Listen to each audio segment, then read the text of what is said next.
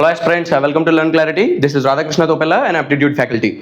ఈరోజు మనకు ఒక క్వశ్చన్ ఉంది నెంబర్ సిస్టమ్కి సంబంధించి. అయితే క్వశ్చన్ ఏమంటున్నాడంటే the average of the first 5 add natural numbers is. First చూడగానే మనం ఏమనుకుంటాం, ఇది యావరేజెస్ అనే కాన్సెప్ట్ నుంచి కదా, ఎందుకని మనం నెంబర్ సిస్టంలో డిస్కస్ చేస్తున్నాము అంటే తెలుస్తుంది మనకి. ఒక షార్ట్ కట్ మెథడ్ డిస్కస్ చేస్తాము, అప్పుడు అర్థమవుతుంది. ఫస్ట్ 5 ఆడ్ న్యాచురల్ నెంబర్స్ అన్నాడు. కొంతమంది ఎలా చేస్తారంటే సింపుల్గా నాకు ఆ మెథడ్లో అవన్నీ వద్దు, షార్ట్ కట్లో నేను ఒక మెథడ్తో వెళ్ళిపోతాను. ఫస్ట్ 5 ఆడ్ న్యాచురల్ నెంబర్స్ అన్నాడు, రాసేస్తాను.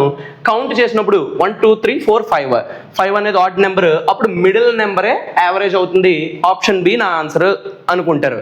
నిజమే, కరెక్టే, అలాగే చేయొచ్చు. కానీ ఒక చిన్న విషయం, ఈ 5 ప్లేస్లో నేను 58ని రీప్లేస్ చేశాను అనుకుందాం. మరి అప్పుడు ఎలా చేస్తారు? 1తో స్టార్ట్ చేసి నెక్స్ట్ వచ్చే 57 ఆడ్ నెంబర్స్ రాయడం పాసిబుల్ అవుతుందా? అవ్వదు. దీనికి ఒక చిన్న షార్ట్ కట్ ఉంది. అదేంటంటే average of first n natural numbers is. Average of first n add natural numbers is formula ఏంటంటే NA. ఈ చిన్న విషయం గుర్తుపెట్టుకుంటే మనం ఏమీ చేయక్కర్లేదు, జస్ట్ క్వశ్చన్ని చూసి ఆన్సర్ పెట్టచ్చు అనమాట. ఇప్పుడు మనకి క్వశ్చన్లో ఏమి ఇచ్చాడు? 5 అని ఇచ్చాడు.